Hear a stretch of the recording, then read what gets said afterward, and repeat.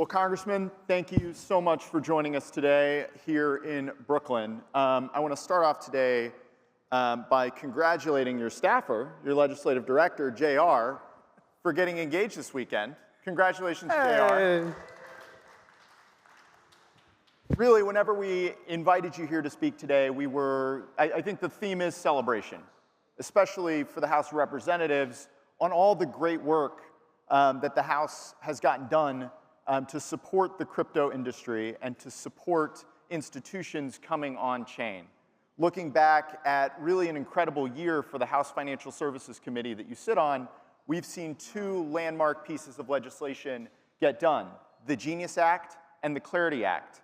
The Genius Act signed into law on the President's desk, the Clarity Act still being negotiated and thought through in the Senate. Talk to us a little bit about how you summarized this past 119th Congress on crypto and on financial services issues more broadly as really just a cap for us before we get into a larger discussion. Sure, thank you. Thank you all for having me. This has really been a long time coming. It's been the culmination of almost a decade of work. I've been in Congress for 7.5 years, and this has been a bipartisan effort to educate the members of Congress.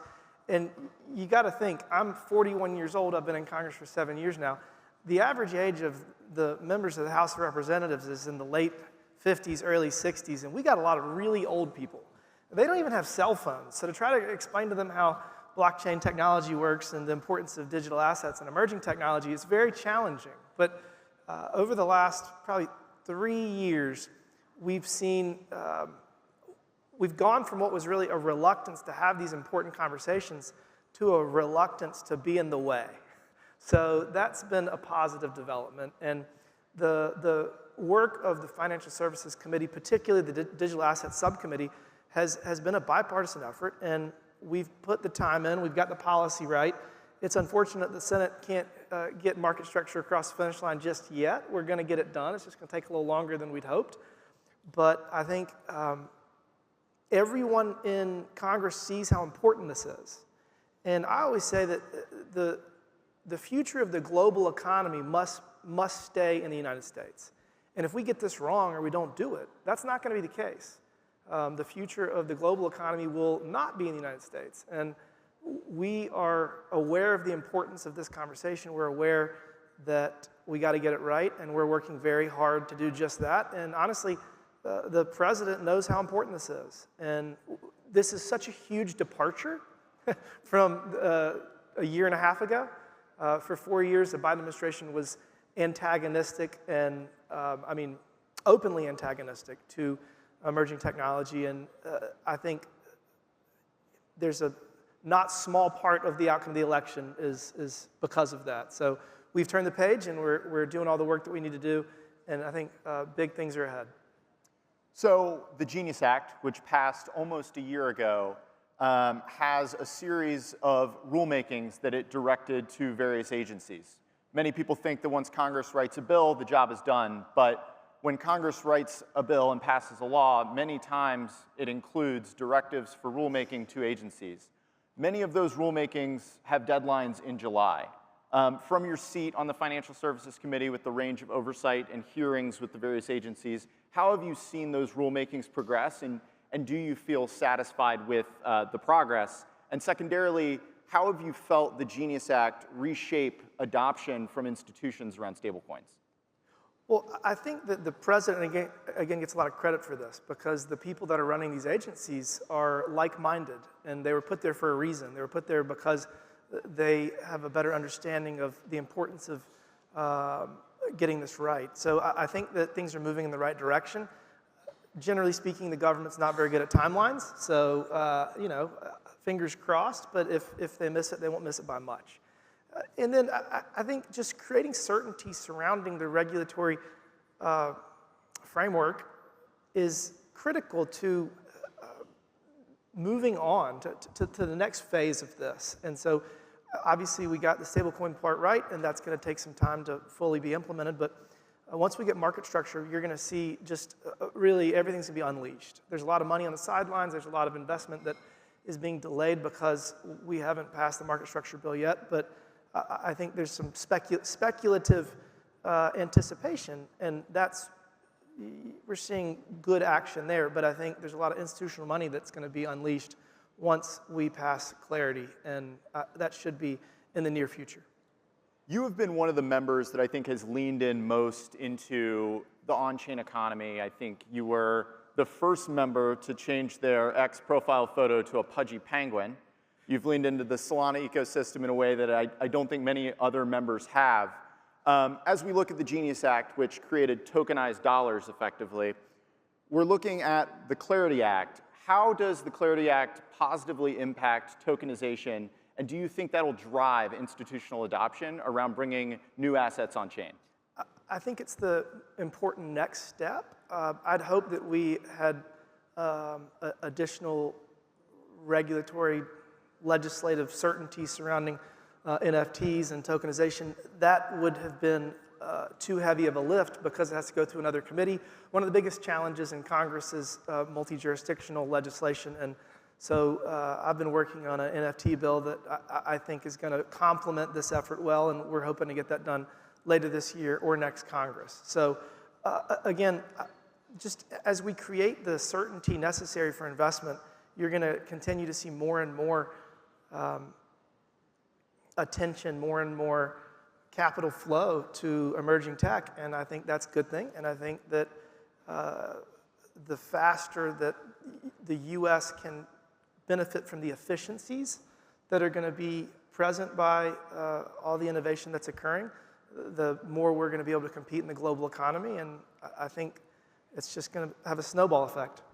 I think one of the most challenging and complex issues within the bill is how DeFi is treated or not treated. How much do you think members in the House have started to really get their minds around decentralized finance, the removal of intermediaries, and the ability to move assets on chain in a new way? I think that the House thought that this was not going to be an issue, and the Senate has made it one. And the chairman doesn't believe that the yield issue is going to be a challenge and is a non-issue, but obviously the Senate feels differently. So I think that we're going to continue to troubleshoot any problem that arises, and I'm optimistic we're going to work it all out. But this is one of those challenges that we cannot fail. Do you have any prognostications on when we will see a bill get to the president's desk? If you asked me that 9 months ago, I would have said Q1. Here we are in Q2.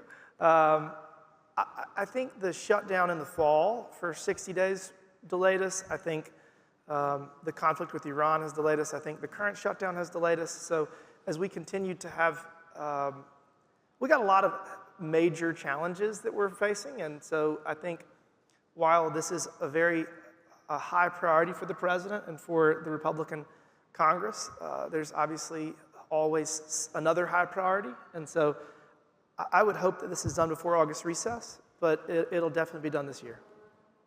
I know, at least I've darkened your door in Congress many times, and I know many industry lobbyists have as well.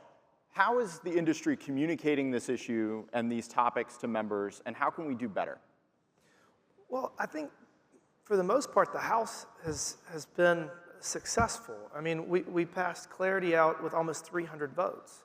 And we did the work, we took the time, and we created a product that should have been sufficient. So obviously, the upper chamber knows better across the board, whatever it is. And they have decided to rework a lot of the bipartisan work that we've done. And it seems they're playing whack-a-mole now. They're creating problems and then trying to solve it. But I mean, it seems that the biggest challenge right now is in the Senate because, one, they kind of had to restart the whole process, the education process. I think there's a lot of senators that didn't have the base level of understanding that was needed in order to even have educated conversations. And I think, I'll just say it, I mean, I think there's a lot of former Senate staffers that are in some entrenched, that are currently working for very entrenched positions that are concerned about the disruption associated with some of the components of the market structure bill. So I think that there's some institutional slowing of the process. But again, I don't think anybody wants to be the person that caused this to not happen, and we're going to get it done. It's just going to be a little bit harder. I think many of the folks in this room are the heads of digital assets for those very institutions that you might be speaking to that are potentially delaying the process. What do you equip them with to go back to their organizations and say, this will supercharge your business, not hold it back? So I always try to talk about the way that my life has been changed and the way that the economy's been changed over the last few decades, to where people that may not have a deep understanding of how digital assets and blockchain is going to impact the future, I just go back to the past. I mean, I remember when I would go with my father to the safety deposit box to get stock certificates. I remember when we would drive to the beach and I would have my map, and it would be this huge map trying to figure out how to get to the beach. I remember my mom's, when she first got a bag phone, she was excited. I mean, so all of those things are gone. We're way better off because of it. And I also use the Kodak versus Canon analogy. Kodak used to be tens of billions of dollars, and they didn't see the cell phone camera coming, and they went bankrupt, and they lost market share.